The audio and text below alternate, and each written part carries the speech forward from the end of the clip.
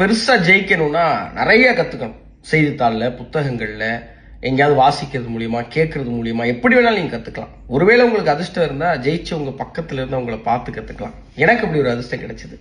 Big pass முடிச்சு வெளியில வந்த உடனே மாமன் படத்துடைய படப்பிடிப்பு, இந்த படப்பிடிப்பு தளத்துல அண்ணன் சூரிய அவர்களை ரொம்ப பக்கத்துல இருந்து பார்த்து அவர்கிட்ட இருந்து நிறைய கத்துக்க முடிஞ்சது. கடுமையான உழைப்பாளி. எப்பறம் அந்த மனுஷன் எப்படி உழைக்கிறாருன்னு ஆச்சரியமா இருந்தது. இப்படி உழைக்கிறதுனால தான் அண்ணன் வந்து ஒரு காமெடியன்ல இருந்து நீங்க இவ்வளவு பெரிய ஹீரோவா மாறி இருக்கிறாரு அப்படிங்கிறத கடந்து அவர் உயர்ந்திருக்கிறாரு, ஜெயிச்சிருக்கிறாரு. அது எல்லாத்தையும் கடந்து மக்கள் மனசுல இடம் பிடிச்சிருக்கிறாரு. எல்லாருக்கும் அவரை பிடிக்குது. ஏன்னா அது காரணம் அவருடைய குணம். பேரு, புகழ், பணம் வந்தாலும் மாறாத குணம். அந்த மனசு அப்படியே இருக்கு.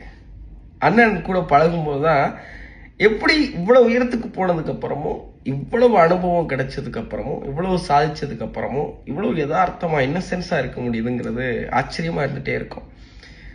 தன் வாழ்க்கையை தொடங்கும் போது தன்னுடைய குடும்பத்துக்கிட்ட எப்படி இருந்தாரோ, நண்பர்கள்ட்ட எப்படி இருந்தாரோ, அப்ப நமக்கு அவர்களுடைய முதலாளியா இருந்தவங்க கிட்ட எப்படி இருந்தாரோ, இன்னைக்கு அதே மாதிரி இருக்காரு.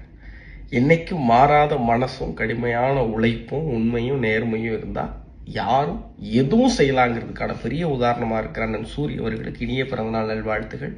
இன்னும் நிறைய சாதனை படைச்சு என்னை மாதிரி நிறைய இளைஞர்களுக்கு முன்னோடியா அண்ணன் இருப்பாங்க. அண்ணனுக்கு உங்களுடைய வாழ்த்தும் கிடைக்கணும்னு நான் ரொம்ப அன்போடு கேட்டுக்கிறேன்.